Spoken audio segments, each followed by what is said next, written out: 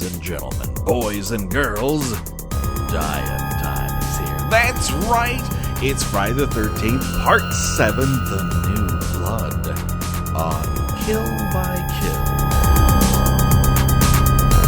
Well, greetings and salutations, Internet. It's your old pal, Patrick Hamilton, coming to you once again from Camp Crystal Lake, or what used to be Forest Green, or just a recent, residential neighborhood development that we decided to plop on top of that old Camp Blood that no one was using anyways. And this is the Kill by Kill podcast, where we are dedicated to celebrating the least discussed component of any horror film: the characters. We are going to be unpacking all the gory details of Friday the 13th, Part 7, The New Blood, in the hopes that a partier's untimely end is just the beginning of the jokes that we can make about them. And as always, the only person that I trust to help me with my telekinesis-related psychological problems is the one and only Bad News, Gina Radcliffe. How you doing, Gina? Well, I am stuck in the special kind of hell that is a New York City summer. It's about 96 degrees here with a humidity index of roughly 492. I would really like to be in this phantom Arctic zone that these people in these movies are constantly trapped in New Jersey, where it's always cold in the summertime. Yeah, it's a weird microclimate where everyone really does need a sweater at night. Yeah, that sounds really refreshing to me right now, honestly, to be shivering outside a tent, even though I'm wearing tiny little shorts and complaining about and then immediately stripping down after complaining about how cold I am. Yeah, we're going to get to that campers duo and try to figure out what's doing there. It's a very interesting scenario. But first, the good news is we are not alone. Our special guest this week, you may know him from Film Twitter. He's a bit of a podcasting leader and certainly someone we look up to here as the host of the F This Movie podcast, the one and only Patrick Bromley. Hello, sir. Hi, guys. Thanks for having me. Oh, thank you so much for being here. Thank you so much for gracing us with your presence. We love F This Movie here. Well, you are very nice to say that. I don't know that I can agree with it, but I'm a fan of this show. I think the concept is ingenious, and I really enjoy listening to it, so I'm excited to be part of it. I did, when you said, I'm listening right now, and I think you were listening to our Part 5 episode. Yeah, I was. Part of it, I felt the way like I had just woken up from a dream where I was asked to take a test in high school and I wasn't wearing any clothes. Is it? Football practice. Please, no one look at me. I don't know what chemistry is. My name Am. I just suddenly got very paranoid. Like, we did good podcasts then, right? Right? Someone tell me. I immediately listened to our intro episode to that with John Brandon, which if you haven't heard that one, is pretty wild and woolly, and I think a good indicator of just how insane Part 5 would make us. I will admit I'm a much bigger Part 5 fan than either of you, but it was very entertaining to listen to. Just listening to the rage just destroying us and breaking us down and reforming us anew. It's like listening to two people go crazy in real time, which is kind of neat. Just when we thought we were out, we got pulled back into Part 5. We reference it fun. Now, people should like what they like. I don't blame people for enjoying Part 5 because I can see the what the fuck element to it. Right. But I have one question that I ask anyone who states a preference for Part 5, whether it's above all else or just in general. Where does that movie take place, do you think? Like, where on Earth? Yes. If on Earth is one of the options. I think that might be the secret, is that it takes place in a weird side dimension. I just assume it's also in New Jersey. Yeah. But I don't know. I mean, I've never honestly given it that much thought in terms of its location. Neither had I. I'd always assumed that at some point in that movie it tells you where it takes place. And it was only when we started watching it week after week after week while taking notes that we came to the realization that it never bothers to tell the audience where in the world its particular insane Carmen Sandiego happens to be. As far as the location, it's just... Yeah, it's a little New Jersey, it's a little California, it's a little obviously where hillbillies dwell, as in Right. Mama and Junior. It's kind of, yeah, I would say that a sort of alternate dimension would make more sense. It's a land of great chests, both male and female. Everyone's got a great chest, and they're not afraid to show it. That is true, and it is where talking to oneself is not just ignored but encouraged. Encouraged by only yourself, because people rarely talk to one another. And allowing cats to hang out in eating establishments. Very, very lax health codes there. They're always sliding off of giant tubes or being shot out of cannons. The cats will come from anywhere in that joint. We'll just call it germ newsy. How about that?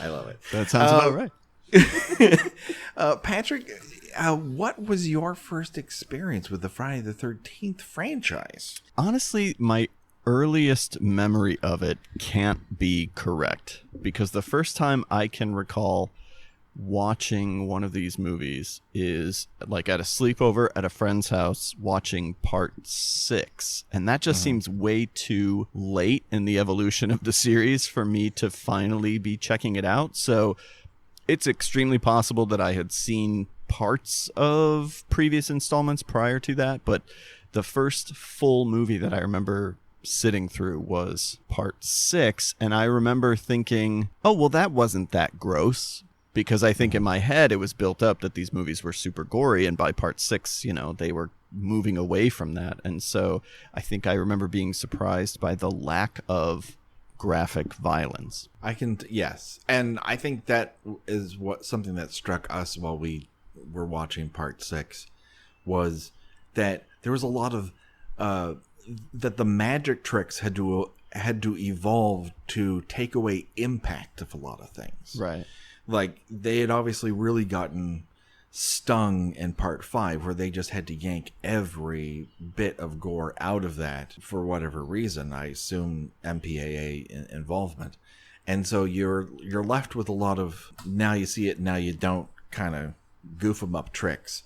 Some of which are very effective and are more impactful than they would be if they contained gore. And then sometimes you're kind of like, really? Okay. Sure. All right.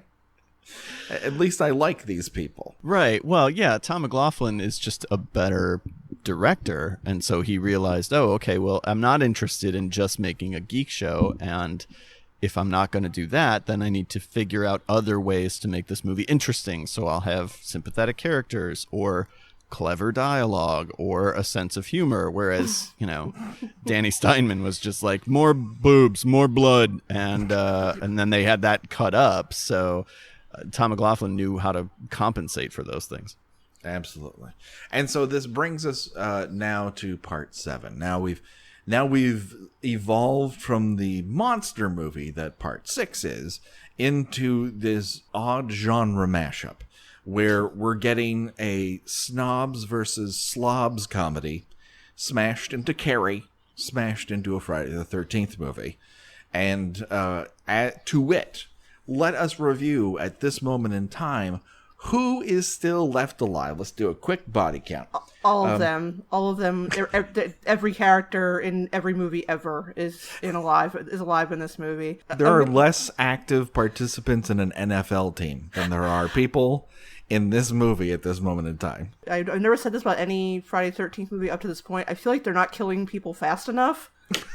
Because there is a surplus of characters in this movie, and they're all pretty interchangeable. It doesn't help that they all are wearing the JCPenney Sport Pastels collection. And I don't know any of their names. I had to, I did not figure out who the people we're going to be talking about's names were until almost up to the point where they were... No, a couple of them I had to look up because a couple of them didn't have any names, or at least their names weren't mentioned. People don't say each other's names all that often. Ben's girlfriend, I had to deduce by looking up every actress's name and then going, no, she's the redhead. No, that's the other one. No. Oh, Kate, finally. It took me 15 minutes to find out who this person was. There's a lot of players on the field. This is kind of feeling like a little bit like an episode of Game of Thrones, where you're just counting down people just to be knocked over like bowling pins. Let's help everybody by giving them a description of them without the help of pictures. That's what a podcast is. It's audio. All right, so let's start, of course, with the star of the show. That's Tina. She's a teen psychic who you'll know is using her paranormal powers when you see her squint like she's trying to hold in a fart inside of a car that's way too small and the windows don't roll down. There's a lot of effort involved in moving things mentally. And okay, that's fine. It works for me. The other thing that I noticed about Tina, and maybe this is just a Lar Park Lincoln thing, is that she talks as if her braces were just taken off camera. Her lips separate from her mouth a lot in her enunciation. It's not a bad thing. It's just the thing I noticed. So connected to Tina, of course, is Tina's mom, Mrs. Shepherd, who modeled her hair exclusively after viewing The Sphinx. And that style has become a total riddle to me. And then there's the medical help, of course, on site, and that's Dr. Bad News Cruz, played by the one and only Terry Kaiser. Who's just a inexplicable ball of anger and rage at this teenage girl who could probably kill him with her mind at this point. Yeah, his plan is mystifying to me. He took that spike that she found, right? Isn't that a reveal later in the movie that he actually took it and is hiding it from her? Right. To make her feel like she's crazy so that she will act out, so that she will use her telekinesis powers, but he doesn't ever seem to think that will come back to burn him. He's never experienced storytelling anywhere else. He's like, this will never touch me. I'll just make this crazy person who can't control her telekinetic powers mad. You would think that like the Psychiatrists Association would have totally talked about what happened to John Cassavetes at the end of The Fury. And what is his end game? If she does reveal her psychic powers and use them, what is his end game then? I assume $, $$ is the only thing I can think of. I mean, you would think so, but you would also hope that would be spelled out in some way, that, he would just write in his diary, "Can't wait to make money off Psychic Girl," or something, so that we understand why he's so interested in her demonstrating these abilities. Yeah, it's somewhere in between join Amway, force Tina to demonstrate telekinetic powers, make money. It's somewhere in that pyramid scheme, this is all going to go his way and everything's going to come up Millhouse for him. But as far as a business plan, he joins a long list of people who have very bad business plans in Crystal Lake. And I want to apologize. In the last episode, I constantly called Terry Kaiser Terry Crews. It's going to keep happening. Because it's those two actors look identical to one another, and you would always confuse them even if they were standing in front of you. And over at the party cabin, at which part is the snobs and which part is the slobs of this? They seem to be intermingled. Yeah, I said this in the last episode, but none of these people seem to like each other. At least here it's explained that they're all satellites of Nick's cousin, who died in the last episode.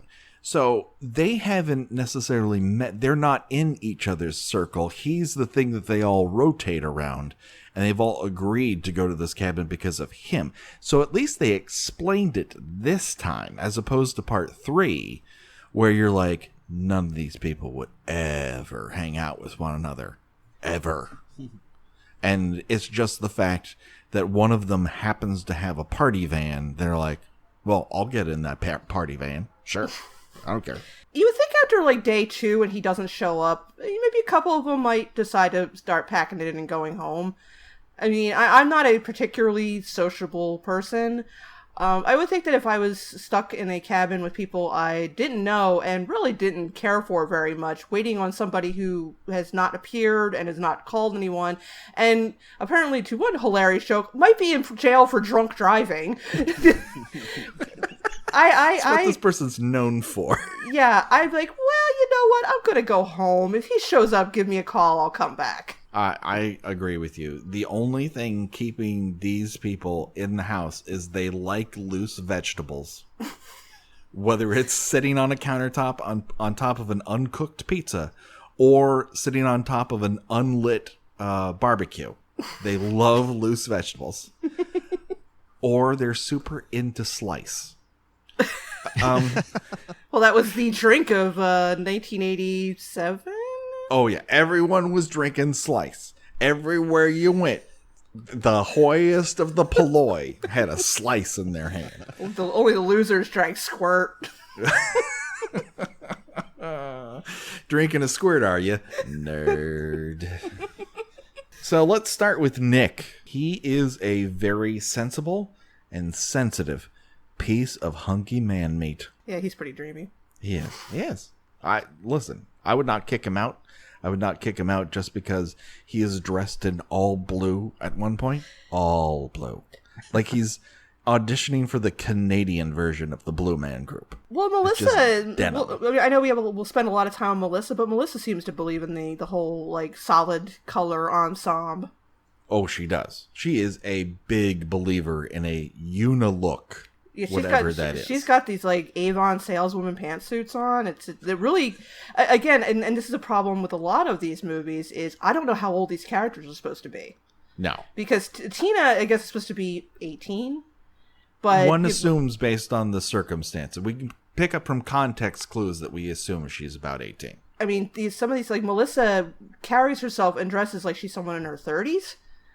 So, again, I mean, I realize these people don't really know each other, but, a 30-year-old isn't going to be going out and partying with an 18-year-old, or at least they should not. Under normal circumstances, yes. But Melissa is mystifying in a lot of different ways. She's mean girl. Like, she came, fully formed, and they opened up the package, they pressed the on button, and she's like, who do I intimidate around here? Everyone? Okay. Who can I use as a minion for my evil plans? This dipshit over here? Fine, I don't care. That dipshit, by the way, is named Eddie. Eddie is a sci-fi geek whose elevator pitch for his new story contains the following phrase: "We follow the last surviving man and his woman." Fuck you, Eddie. Yeah, I related to Eddie for a couple of minutes, and then I was like, "Oh no, he's really fucking annoying." And then I'm like, "Oh God, am I like that?" Because I can totally see myself like covering myself in party streamers and pretending to be the mummy. That is absolutely something I would do. But then I'm like, oh wait, no, this is like the guy who speaks in nothing but Monty Python quotes. Pretty much, if they could afford to pay for Monty Python quotes, that might have happened. He's in a long line of, we need a representative of our audience in this movie so that we can make fun of them. Because they only, pay for the movie and shit. They're your biggest fans. Make sure to poke them in the eye and punch them in the balls. It's great. By the way, his woman has a name, Eddie. It's Starbabe. Learn it. Then we meet another in a long line of shitty stoner characters. This time, his name is David, and he is laboring under the belief that he's kind of a Buddy Griffith from Just One of the Guys, when in reality, he's just sort of gross and eats olives off the top of uncooked pizzas. Next, we have Maddie. She's eternally saddled with quote-unquote best friend status, and unbeknownst to everyone in the movie, she's part of a secret ZZ Top Transform That Girl video. They just don't know it yet. She kind of is. Yes, she gets the legs treatment at one point in this movie. She gives it to herself. She self ZZ Tops. She doesn't even need that little magic key ring. I sincerely hope there's someone who's like, I've heard of ZZ Top, but I have no idea what he's talking about. Look up a ZZ Top music video, and you were like, this was entertainment? Yes, that's what I masturbated to. I'm sorry, that's what I watched on MTV back in the day. This is the episode where things really start to take an interesting turn. I'm just so relieved to find out someone else is into those beards. I don't know, man. I just want to curl up in them. And there's something about a guy who's good with his hands, but also is so frivolous with it, he'll just spin it around. I don't know. I like that they like classic cars. Right? Yeah. And I don't want to see anyone's eyes, especially not during lovemaking, so the shades help. I always imagine myself as that third dude from ZZ Top without the beard, because I was like, I can point to stuff. But the irony is that his last name is Beard. Yes, right, exactly. There's so much forethought into ZZ Top. And almost no one talks. They are a relic of a lost time. No one is delving deep into ZZ Top. Unless you're listening to a Friday the 13th podcast called Kill by Kill. This has been the ZZ Top cast. Next week, we're going to spend an hour talking about Tube Steak Boogie. Just how disgusting that phrase is. Oh, God. That was the original title for Friday the 13th, Part 5.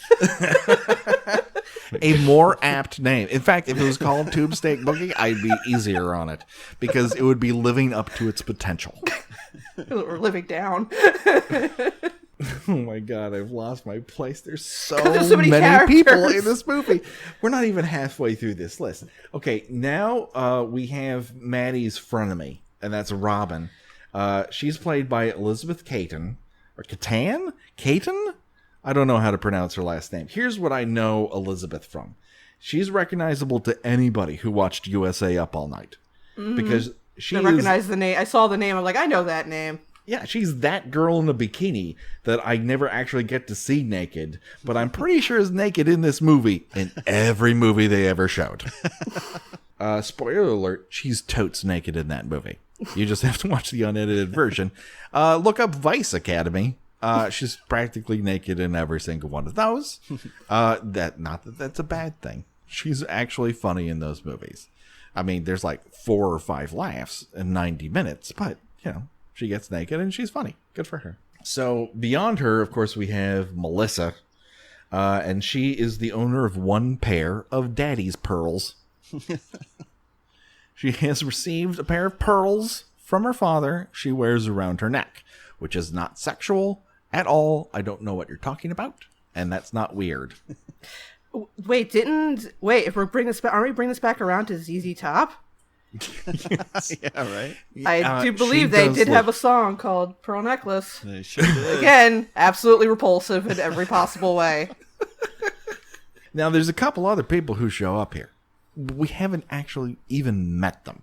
These are just the people that Tina meets as she enters the house for this party, which is, I wouldn't say it's a super good time. I mean... No, because you've got Russell, who, I guess it's his uncle's house?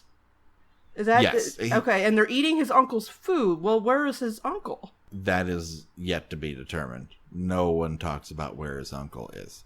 I completely forgot Sandra and Russell, who will... I guess the reason why is because we're covering them in this episode, but if you wanted to know what I looked like in high school, just view Russell.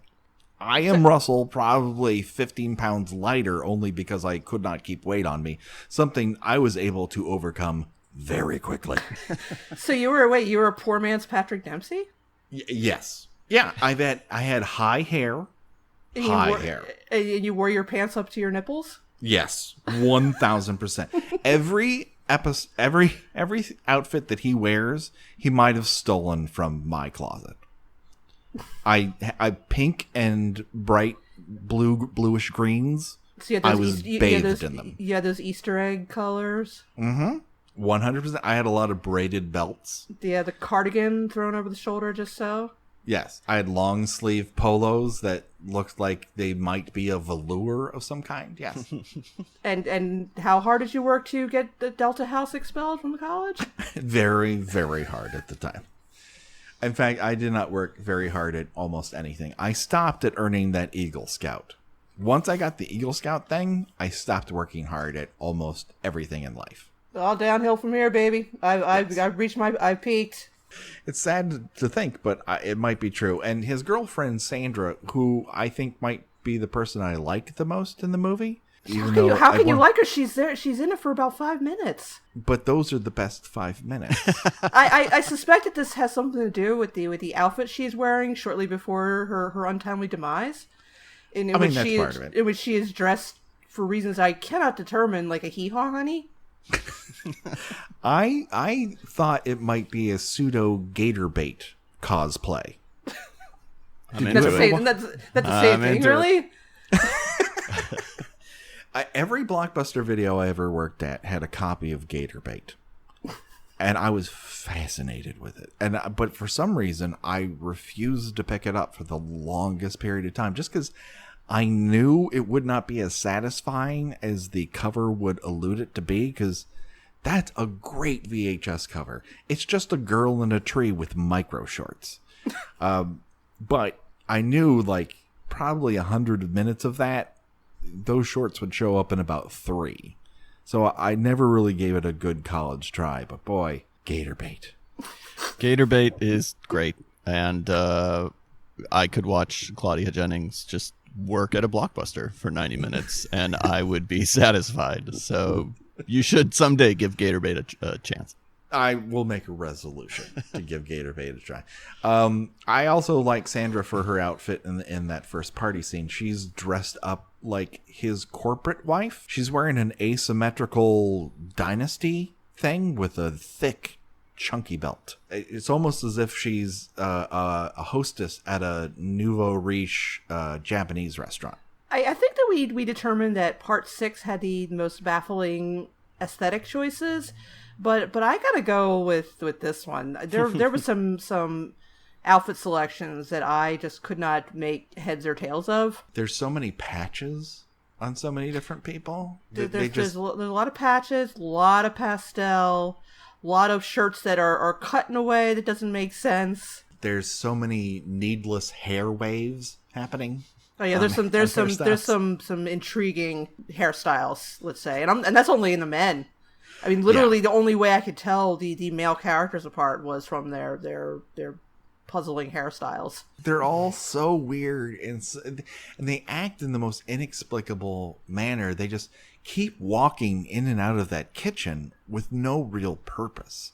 I mean, why does the stoner kid come back in there just to pop a shotgun of beer and throw it up on everybody, other than the script told him he had to do it? I just feel like, they're being set up for the audience to be happy when they're killed, and I'm playing right into it. I don't care for these characters. I would not want to be stuck in a cabin out in the middle of nowhere with them. As long as we're talking about inexplicable things, Russell says something while they're all piled into that tiny, tiny kitchen, which contains a lot of loose, uncooked food, rando cans of slice. He says the following: "It looks like closing time at the stock exchange around here. What stock exchange has that many open cans of slice?" I think that he meant to say, or the screenwriter meant him to say, it looks like Grand Central Station.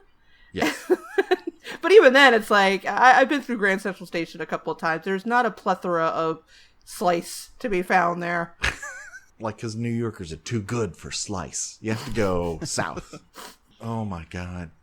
Maddie's outfit is crazy. She looks like she's some sort of Beverly Hills Girl Scout. There's so many patches, odd, chunky jewelry, and then her belt has like 4. It's like a bandolero. The only thing missing from it is bullets.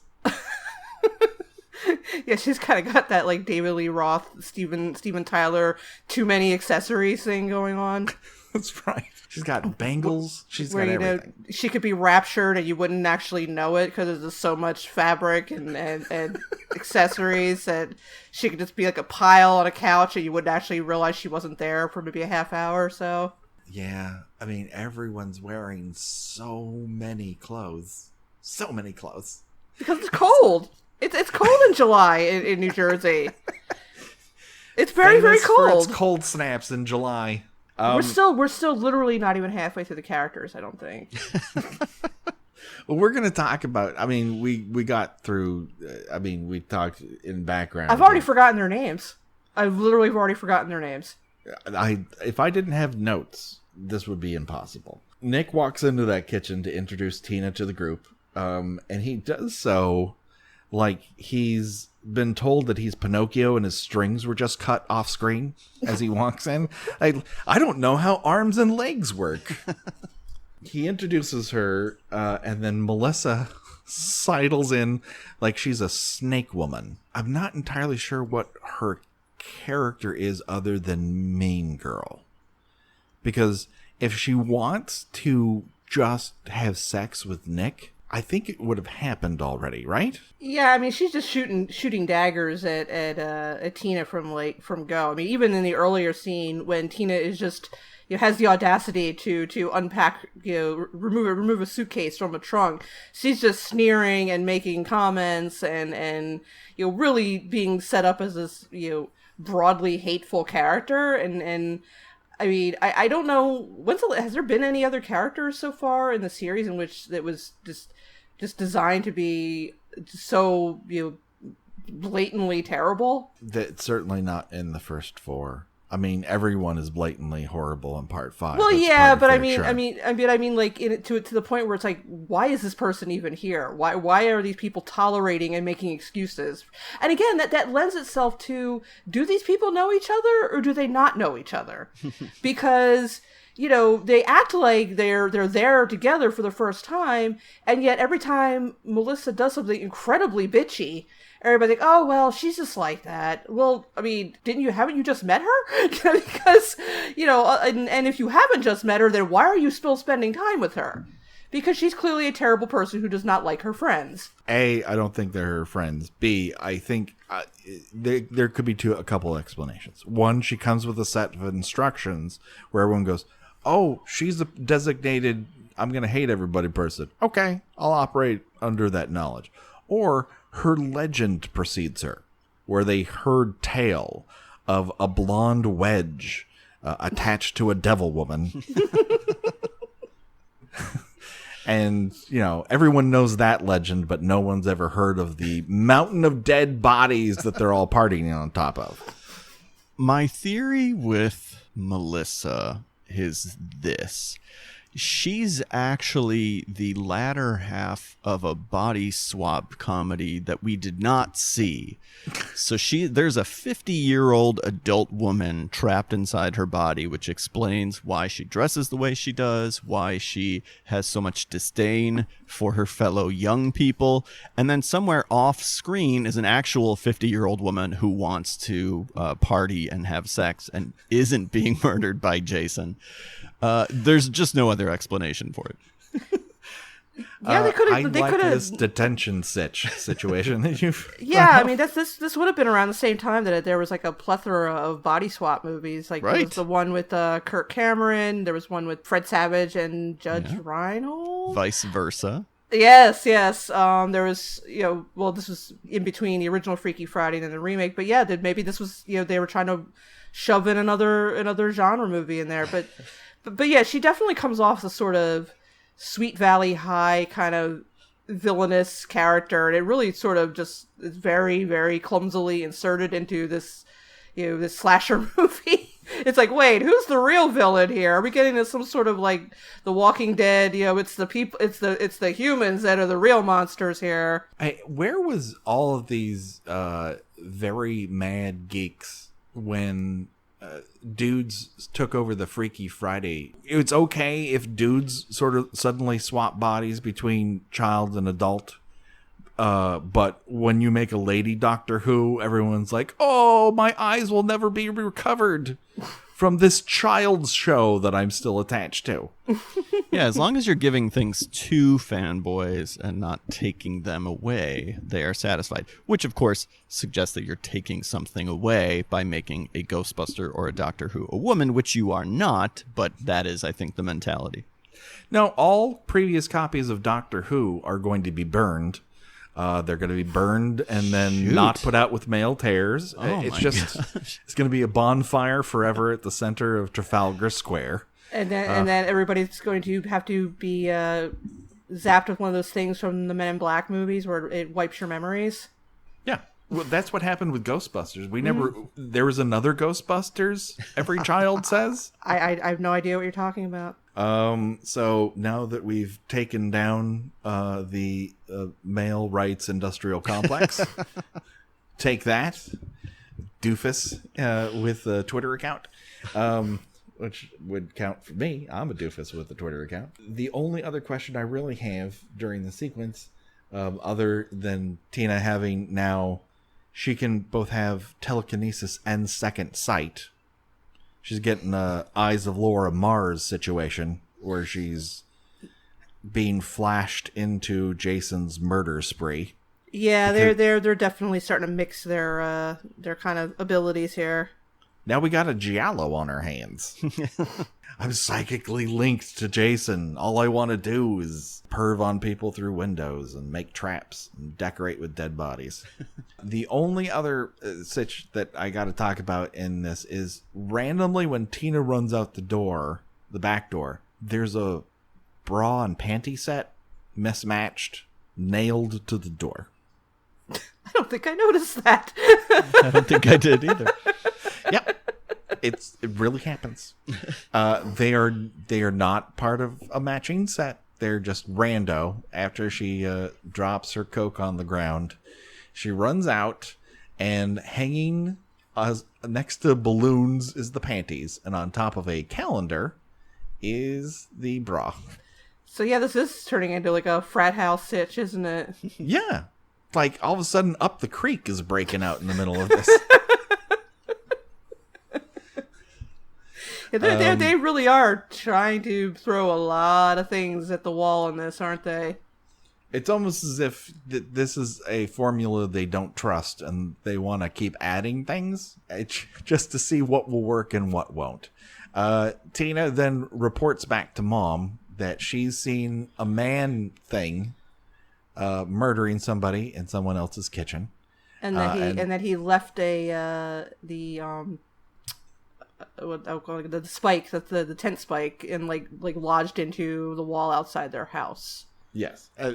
Jason managed to clean it for some fucking reason. Because that's what mutant zombies who've been living in a lake for God knows how long will do. Like, let me clean this up. Do you think he keeps a hanky in his pocket, or do you think he just does the whole wiping it on like his pants leg? I think pants leg. Don't you think he's a pants leg sort of guy? Yeah, I think he kind of, he has good time management, and while he's just stalking through the woods, he's just wiping this thing off on his leg. I'm going to clean this up and leave it for her as a thank you. Plus, he has to anticipate that sooner or later he's going to be back in that lake, and it's just going to wash off. That's right. Because at least once a movie, he's in a lake. Well, that's the thing, Patrick. Okay, I'm going to ask you, and I'll keep asking people. This is a character that supposedly drowned, right. Couldn't fucking swim. Right. Starting in part 4, all of a sudden he's Mark goddamn Spitz, where he could just get in water and shoot out at people. Yeah, in the last movie, he kept kicking like he was a fucking water polo player to keep his torso above water. I mean, where did he learn all this shit? Probably when he learned how to drive in part 2. He went to the same school for psychotic killers as for them to learn practical skills as Michael Myers did when he learned how to drive. Yeah, where are these training programs now, Trump? I mean, it may just be the situation where, he drowned as a kid, and then when he came back to life, he was like, well, I am not doing that again, and quickly enrolled at the YMCA, and, took a couple classes, learned how to This is probably swim. on his on his journey with his mom's head in a bag that he took at the beginning of part 2.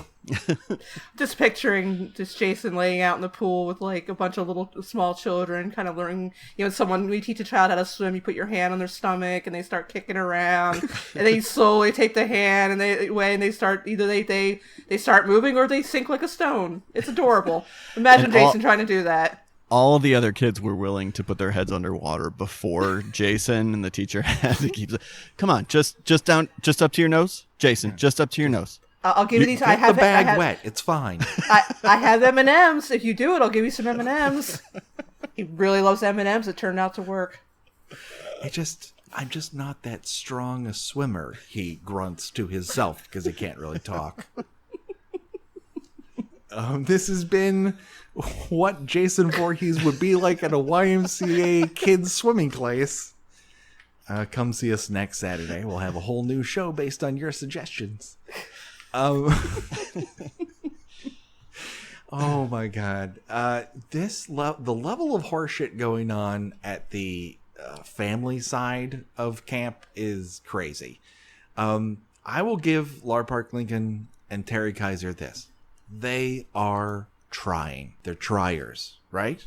They're giving it their all. Yeah, I mean, if I could understand Dr. Cruz's motivations, other than he has the bad guy written on his forehead in eyeliner pencil. So when he's screaming at this girl, I'm like, I'm questioning your credentials, sir.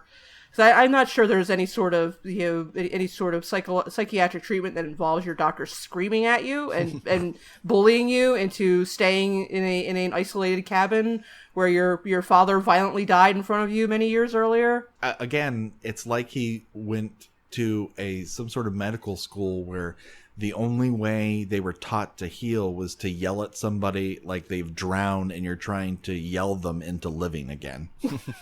All of the abyss. Meanwhile, you have Susan Blue playing Tina's mom.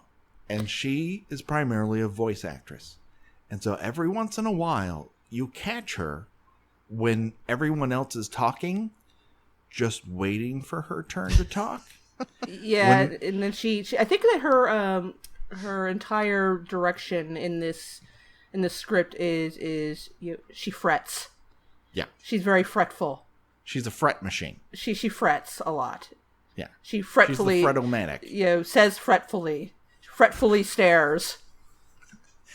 When they're outside examining where the spike was, and Dr. Bad News Cruz is giving his explanation that these things are just manifestations of her guilt, Susan Blue is looking at him and mouths his lines like she learned everyone's lines and is just waiting for her turn to say hers. And no one thought when they were looking at this through the camera or at Video Village, and who knows when this happened, but no one saw it in dailies and was like, we should probably get another take on that. It's sort of like when you, if you ever did drama in high school or college, if you were ever a stage manager, you kind of had to learn everybody's lines so you could remember certain lighting cues and sound cues. And if you ever had a person drop out and had to go into their role, sometimes you would be reciting everybody else's dialogue in your head. You're not supposed to be mouthing their dialogue at them while they're saying it. Well, no one told her that, including the director or any of the gaffers or the editor back in Paramount Studios. Nothing. They just let that go by. She has a unique voice. I'll give her that. She's great for portraying squirrels. Kill. Break. Hey there, hi there, ho there, killers. It's your old pal, Patrick Hamilton. I'm breaking in here because if you rate and review us on iTunes and you tell us what your favorite kill is in the Friday the 13th series, we read it here on the air. That's our solemn promise to you, the listener. And so that's what I'm doing right now. We're going to start off with Romana D.W. And she gives pays us some very nice compliments, but she also mentions that her favorite kills from part 7 is when Jason picks up a girl in a sleeping bag and bashes her against the tree. That's what we're talking about in this episode. Also, our friend Amy Fix66 here on iTunes, but she talks to us all the time on Twitter, and if you are on Twitter, why not do the same? Join the conversation. She also loves that kill, so this would be a great addition for her as well, and we thank her for doing us a solid on iTunes. In addition, a couple other people who gave us great reviews, Kafka Squire, RJ47890, Divisive Issues, and the Film Roast podcast. And if you haven't checked out Divisive Issues or Film Roast, you can find them on iTunes, and hey, give them a nice review. Let's spread the love, people. And so that is all for this particular week. We thank you all for joining in and helping spread the joy of Kill by Kill. If you haven't already given us a review on iTunes, I implore you to do so that we can share this with more and more people. And so, right now, the body count continues. Kill, kill, kill, kill. Break, break, break, break. So, we turn from this now, smash cut, to two people we've never met before. Just chilling. I guess I don't think the character's name, the female character's name, was ever spoken. And again, she's Judy. I've already forgotten. Judy and Dan. They're cold. Judy, we know they're cold. Judy's cold. Dan would like to have sex, and he's got a bad Arnold Schwarzenegger impression. I will say that for as annoyed as I was at I'll Be Back, this is just a few years removed from the Terminator, so it's actually not as overplayed at that time as it would be today. But also, it felt like such a relief to hear one of the characters in a Friday the 13th movie reference a movie that was more or less current, because for whatever reason, especially in parts 1 and 2, all of their references are weird old 30s movies or old vaudeville routines. They're all just see, why are they, is this all they watch? Are they well steeped in the classics? I was like, well, at least this guy's seen the Terminator. Every character there's been raised on a steady diet of Turner Classic movies. Yes, it's the weirdest thing. Or where they go in part 4 where they're dancing to their grandpa's ballroom dancing music. Yeah, all of them have. I think at the time we sort of surmised that maybe they had Bugs Bunny syndrome, where they only knew these references because Bugs Bunny had imitated them in his cartoons. Yeah. Or, it's just, what you can say for it is there was a sort of a vibe, especially that first one, where they gathered everyone from the New York theater scene. And so they're like, what do you do? And it's like, well, I've got a killer Betty Davis impression. All right, well, why don't you do it in the middle of this abandoned bathroom to yourself in a mirror? Okay. That'll take up time before we put this hatchet in your face. Will do, boss. There just didn't seem to be a lot of young people working on this franchise, aside from the actors. And so I feel like all the decisions made behind the scenes are old man decisions. And yes. So, I don't know. No, I think you've completely nailed it, Patrick, because a lot of this, and the sort of thing that is fun about it, is it has a lot of anachronistic touches, because they're definite slices of time. There are very few franchises that came out one after the other, after the other, after the other. They, with the exception of 3D, they had that 2-year skip. Everything else is right after one another. So they're very much commenting on the time, or what some Paramount executive thinks kids are into at the time, or some would-be screenwriter from Pittsburgh thinks of teenagers at the time. Well, the other thing is these aren't really teenagers. They're all supposed to be young adults for the most part, which puts them in a different sphere than A Nightmare on Elm Street, where they really are supposed to be teenagers, and so they took even weirder risks with them. We skip off to the wilderness, and these two, who I have to believe were originally supposed to be the characters we discussed in the last episode, Michael and his girlfriend, because they say, why don't we just camp here? And then she talks him out of it because they need to get to this party. And then a little bit later, they're like, well, we need to murder some more people. Well, why don't we just use that camping sequence that we wrote and write it for somebody else? You okay? Solid. Run with it. Right, yeah. We already bought the tent and sleeping bag. Let's do this shit. And we need somebody to introduce a machete into this. Yeah, is this the fourth or fifth machete he's just sort of randomly found? Yeah, why doesn't he keep his machetes closer to the vest? There's one at the bottom of that fucking lake. Who knew that the machete industry was so fruitful in 1980s New Jersey? I never saw a piece of that. I never knew a single person that owned a machete. There's a lot of bushwhacking out in New Jersey, from what I can understand. You would think that we would be given a machete as a fifth birthday gift.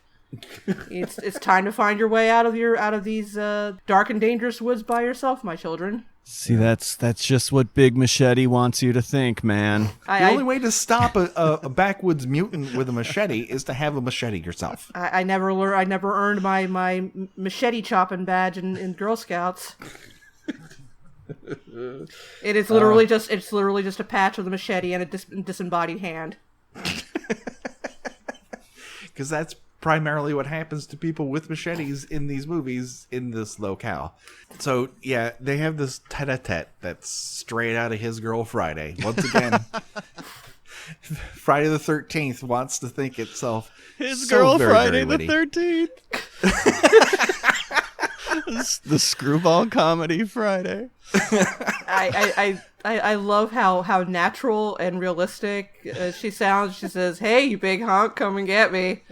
That's my favorite line reading in the entire movie. It's a shame that it's expended on the first 25 minutes of the movie or so. They have alternating accents where one of them picks up a sort of southern accent and then drops it, and the other one uses it for a little while. They're workshopping. They're both hot and cold. They're a Katy Perry song 20 years ahead of its time. She convinces him to go get more wood and then immediately runs into the tent and starts taking off of all of her clothes. Have their sex games gotten too elaborate to steal something from Dan McCoy? All these characters always seem to have some sort of, I don't want you to see me get undressed, so go do this thing and end up getting brutally murdered. I'll be over here taking my clothes off and then laying in bed coyly waiting for you. Yeah, you could just have sex. You know what would warm you up? Having sex. Just getting Cut in out that the middleman. Just getting in that sleeping bag. You don't even have to take off all your clothes. No, you don't have to do that for me. You're already in a sleeping bag. Just mash your productive organs up against one another. I'm not sure how it works. I haven't seen it before.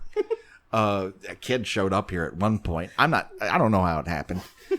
But from what I read in Penthouse Forum, there's like it's like an interlock. Have you guys ever used a mechanical press?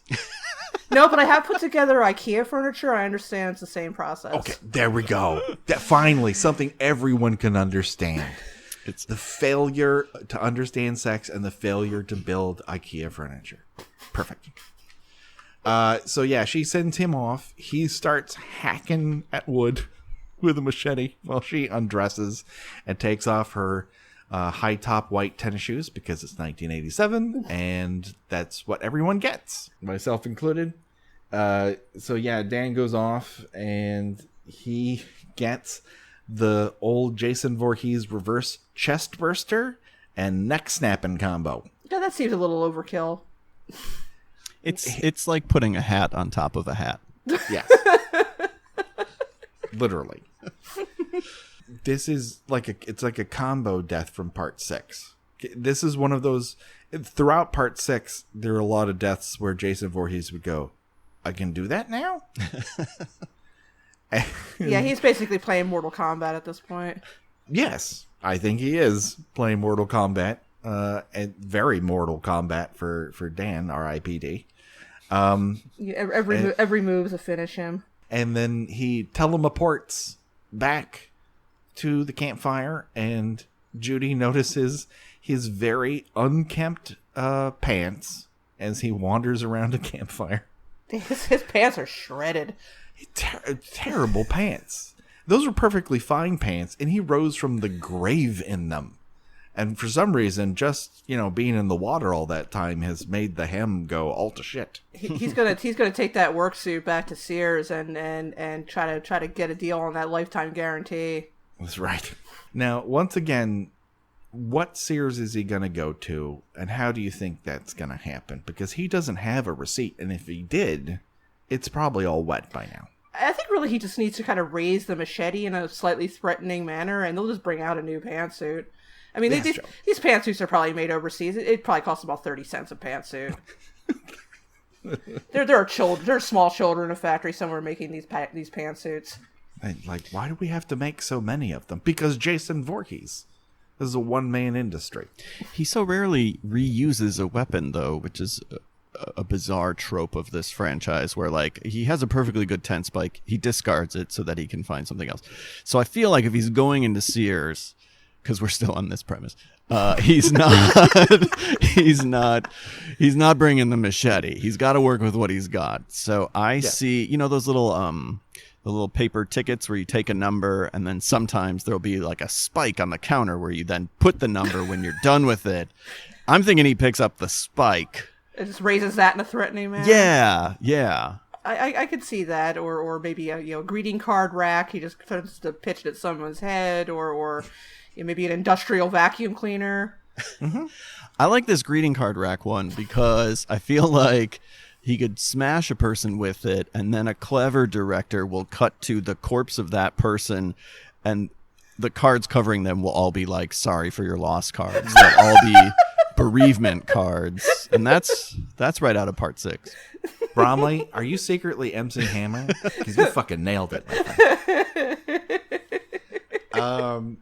So Judy is waiting for her Arnold Schwarzenegger impression machine of a man to come back. And then Jason, he pulls apart 4. He rips into that tent with a machete, then abandons that weapon. It's like, well, fuck it. I need to stretch. I need the kind of workout that's hip for today. What are the kids doing? They're cross training. They're using tires and ropes.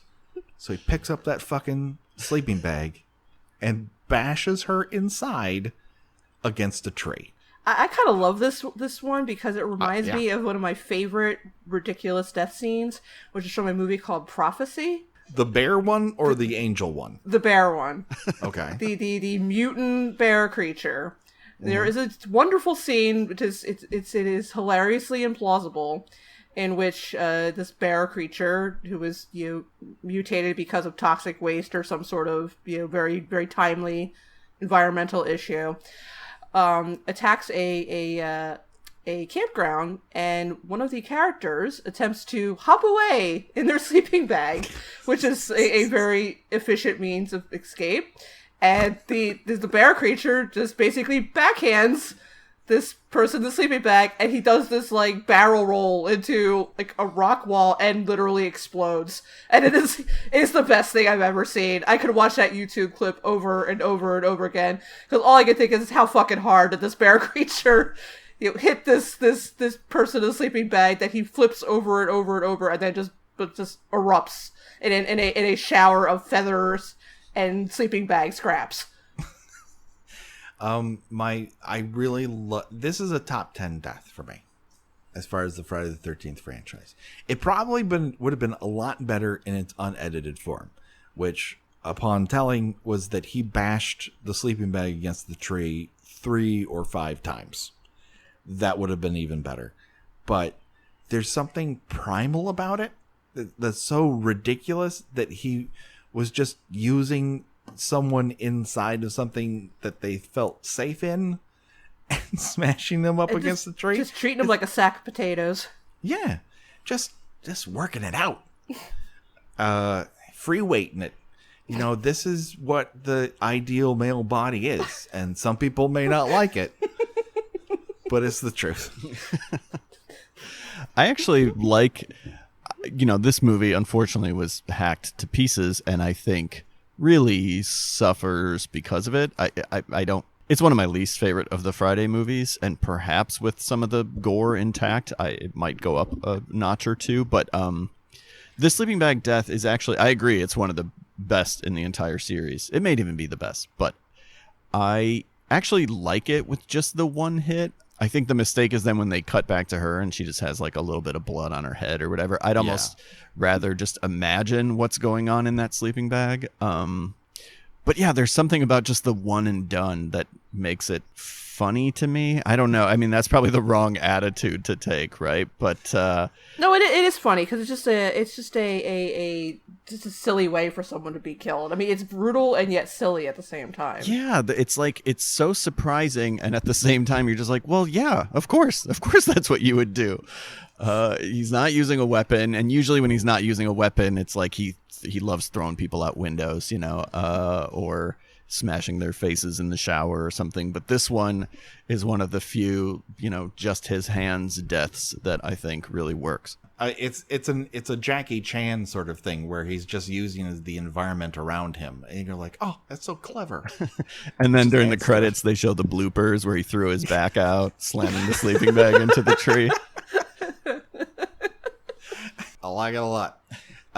So then it's the next goddamn day. And they're still partying. They're determined to keep having this party with no sign or word from the guest of honor.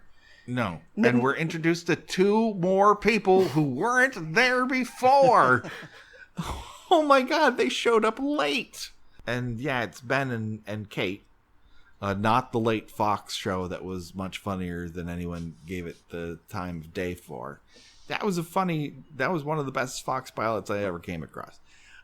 This is a very unfunny Ben and Kate, and they have a personal problem with one another that to date has not arisen. No one says it out loud. Everyone just has to suffer with how shitty they are to one another. Then we cut to Nick and Tina, and Nick has Friday the 13th disease here. He's forgotten how to do something. That's skip stones. He's just throwing rocks into a body of water. That's not fun. No one just throws giant rocks into the water unless you're 5. Then that's fine, but not people who have to attend night school. They are either attempting to skip rocks or actually skipping rocks. So he gives this is their we're both damaged moment where they're going to talk about what makes them at the moment and how that brings them together. Nick was running with the bad crowd in Pittsburgh. We've all done that. And Tina killed her dad. That makes them perfect for one another. So it starts with, this is where my dad died. My dad died right over there. I'm pretty sure I was involved in it. I pretty much killed my dad. and Nick's face is just like completely impassive. He's like, yeah, that happens. This is a real I know who killed me moment where people get cut. They just accept the worst violence they've ever heard of. Like my finger falls off. Yeah, people get cut. I killed my dad. People die. People die near lakes all the time. I've killed like 3 or 4 people in lakes. That's what we have in common. He's trying to score. He'll put up with anything. It's cool. Listen, we all have baggage. I get it. I get it.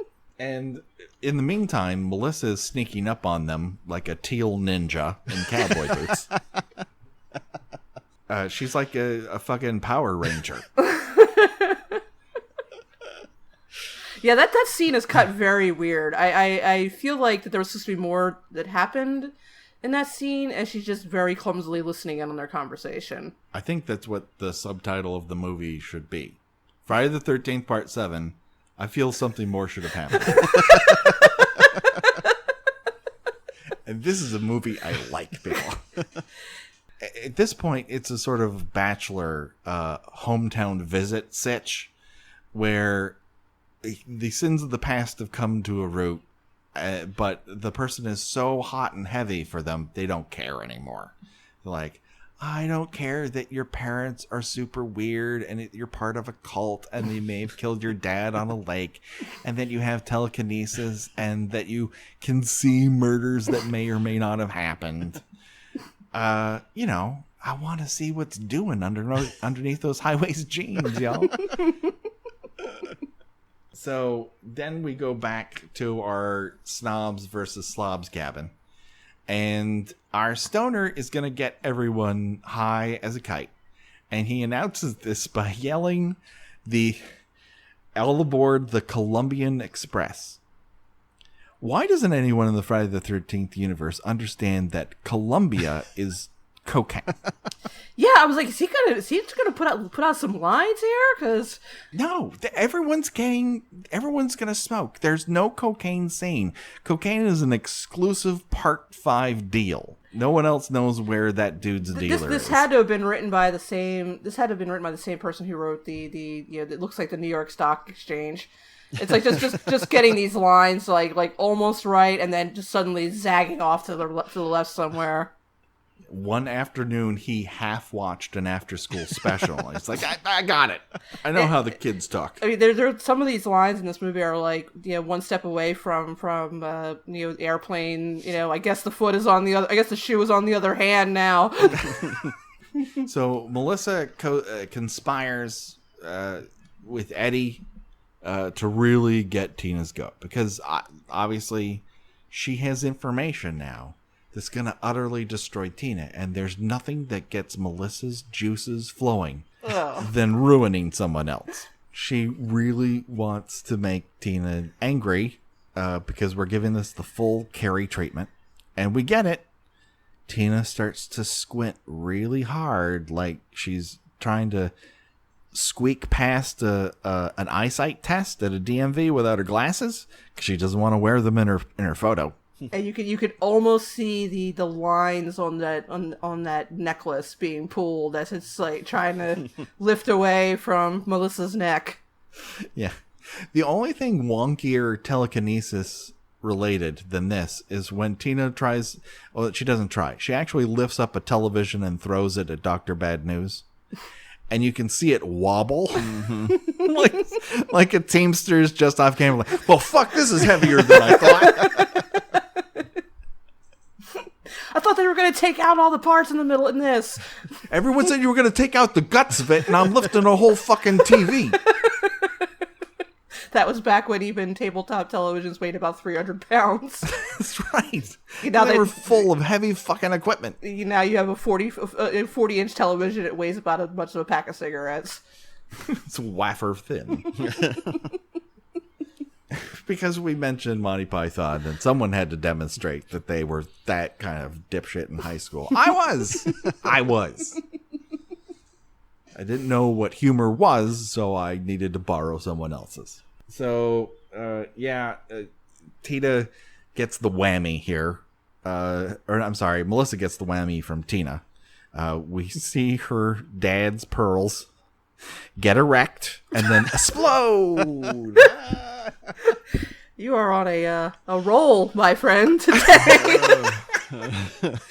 It's not my fault that the movie gives me this material. I didn't create the movie. I had no part in it. But when I ordered it online, they sent me the Blu-ray, and I can see every part of it now. And so that just that makes Tina go nuts. Then we see Tina go back to her mom, who frets, and Dr. Bad News. She throws the TV at Dr. Cruz. And the entire time, Terry Kaiser is mopping his eye. It's weepy. He's got that Casino Royale, I bleed from my eyes while I play poker disease. He's looking like he's got a little bit of guy liner going on in this movie. I can't quite figure it out. Yes, he might have hit himself with a bit of charcoal in the corner, trying to create those perfect bat wings. When he's not mopping his eye, he's just weirdly like folding a handkerchief. Like he just needs some sort of business. As though he were predicting that someday he would have to do a role that requires him to do nothing but sit on a couch and be dragged around by Jonathan Silverman. So he's like, I gotta work all my business in now. Give me the Kleenex. This is all going away. Right. Listen, Brad Pitt isn't going to beat me to this. He might be eating several years from now, but I have folding. Folding's my thing. And yeah, and she throws the TV at him. And no one believes this. Sure, I believe that you can make matches strike. I think you can move things with your mind. See murder? No, that's too much. Smash cut to the middle of the night when Sandra and Russell are now night number 3, 4, who knows how long I've been there. And he asks a simple question of her, something everyone asks their partner. When was the first time you knew that you really loved me? And being the, sassy gal that she is, she immediately states that what drew her to him was the bulge in his pants made from his wallet. I can believe this. I believe it, because there's no way you could see the bulge of his penis in those pants. They're too voluminous. And really, he has no other redeeming qualities. No, it's certainly not that he dresses well or looks good. I can tell you because I looked exactly like him, and no one was into it. And he doesn't quite understand metaphors. He complains about how much food everyone is eating. Which when you're hosting a party, the first thing you do is not bitch about how much food your guests are eating. All Sandra wants to do is get naked near him and fuck. And he's like, what about my uncle's cabin? Dude! Sandra's right there. Do you think she's going to put up with this shit for long if that's all you complain about constantly? Like, think, dude. No.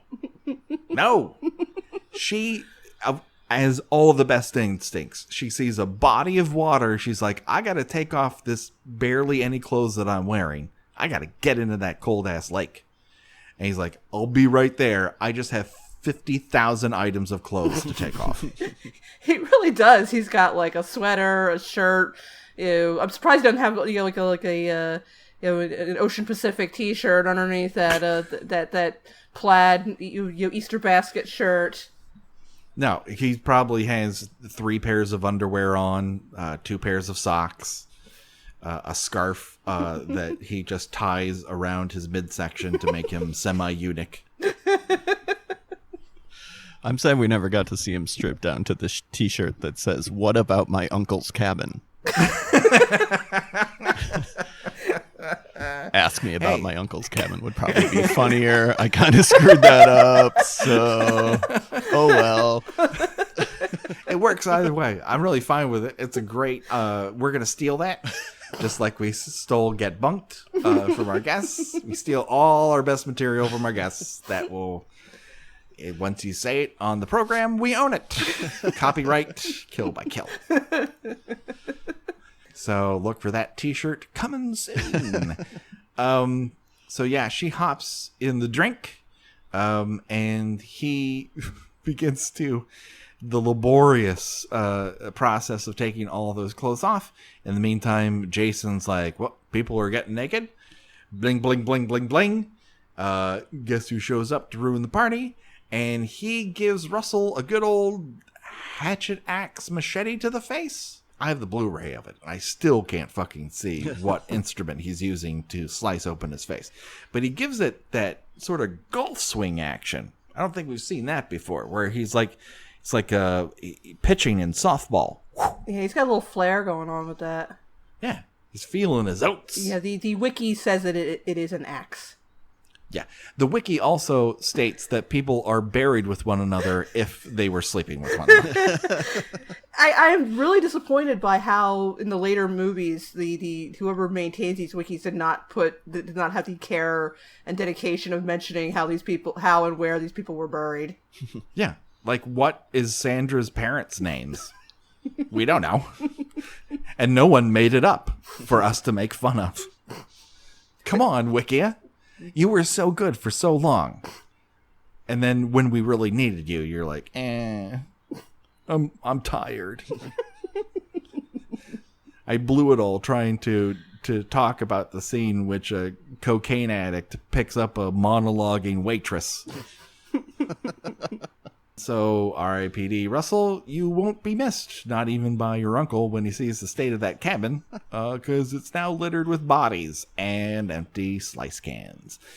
And so Sandra sees him, his dead body, gore from very far away, and it's like, fuck, this is crazy. Then she gets Friday the 13th disease. Her problem is she has forgotten how to swim in a direction. She's just pulling donuts in the same spot. And for some reason, Jason bamfs into the middle of this lake. Yeah, he does some sort of like Esther Williams, like leaping out of the water in like a spectacular fountain. No, he's like fucking Orca, this guy. This person who drowned and then didn't. Who's supposed to be like that should be the one thing that he can't fucking do, but no, we broke that rule. Now that he's been living in water, I guess like he can control it like he's fucking Aquaman. Like he's signaling eels to hold him up. Whatever, sea life he's communicating with under the water.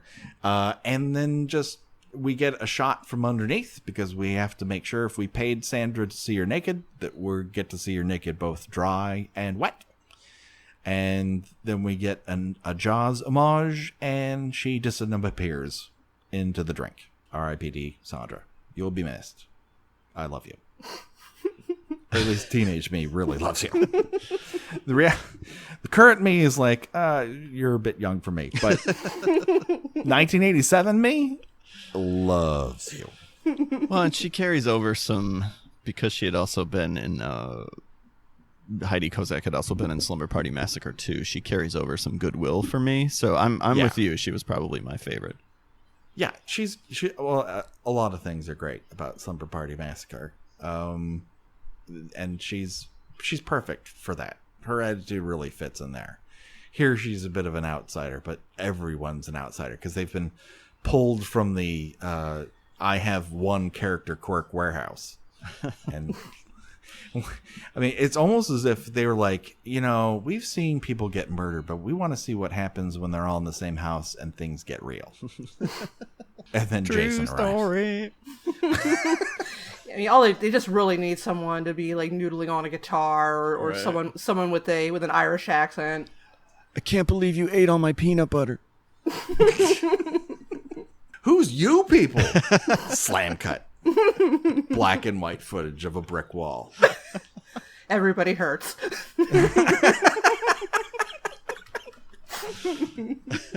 And this has been the Real World cast, everybody.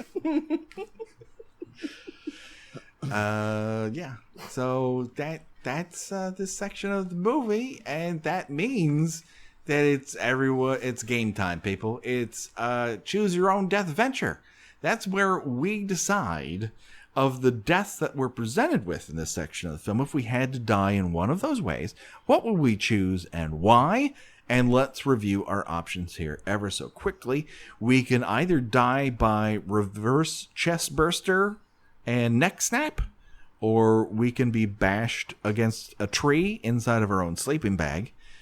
We can get golf sliced in the face with a hatchet or machete or some sort of sharp instrument, or drown.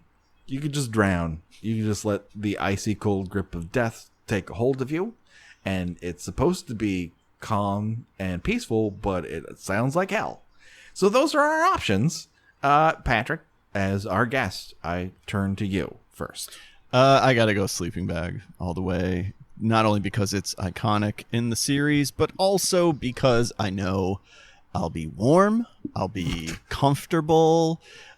In the theatrical cut, at least I'm only getting slammed one time. If we were going like the uncut version, I might change my answer, because getting bashed 5 or 6 times, probably not as fun, but just one hit against a tree and I'm done. That doesn't seem so bad. Oh, yeah. Now you will have to don those high tops and probably way ahead of you. Okay. Check and check. Gina, what say you? Well, I would say the sleeping bag, but also I would not want my corpse to be found unclothed. So I am going to have to go with axe to the face. It's quick. I'm mostly clad. I mean, granted, my friends and family will wonder why was she dressed like that, but that's probably would lead to more questions. Is why was she naked in a sleeping bag? Well, because it was cold outside, and you were gonna warm yourself with your own body heat, and you wearing cold clothes on top of it really doesn't keep you any warmer. At least that's the way my father explained it to me. Your father said that you should get naked in a sleeping bag. What? Who said? Where am I? Did someone smell almonds?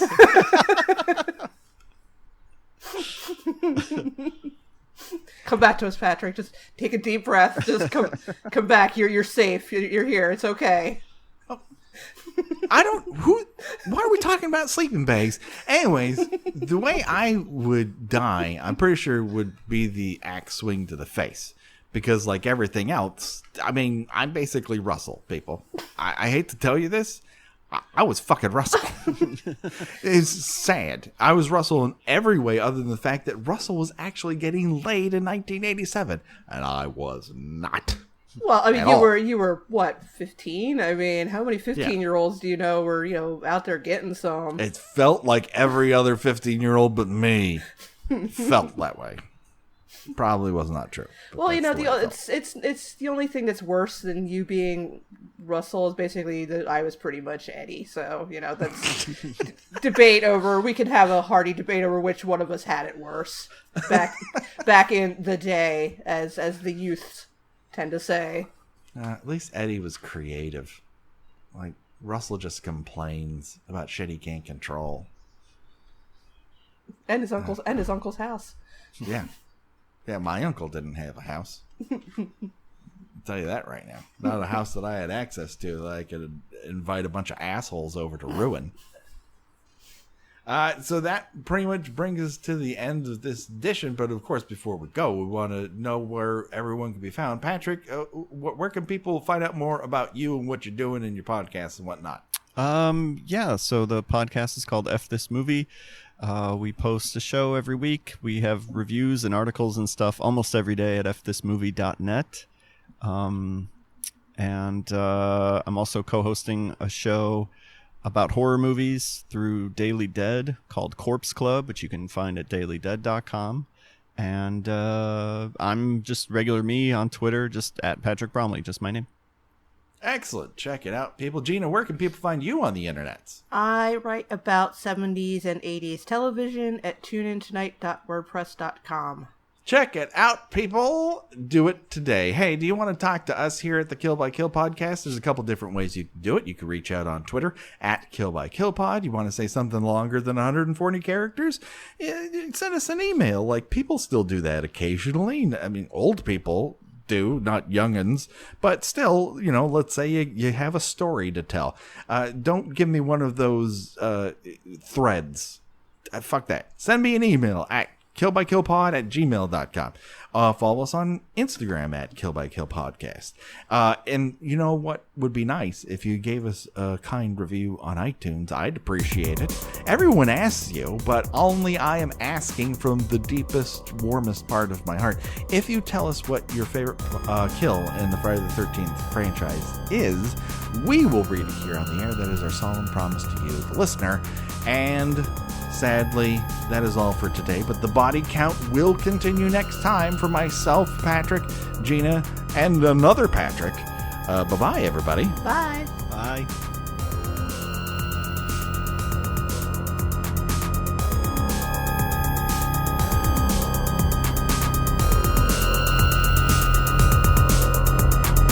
Kill by Kill is produced by We Write Good and is intended for entertainment purposes only. Friday the 13th is owned by Paramount Pictures. Jason is owned by New Line Cinema. No infringement is intended. Kill by Kill logo was designed by Josh Hollis. Visit him at joshhollis.com. The Kill by Kill theme was created exclusively for us by Revenge Body. Get the whole track and much, much more at revengebodymemphis.bandcamp.com today.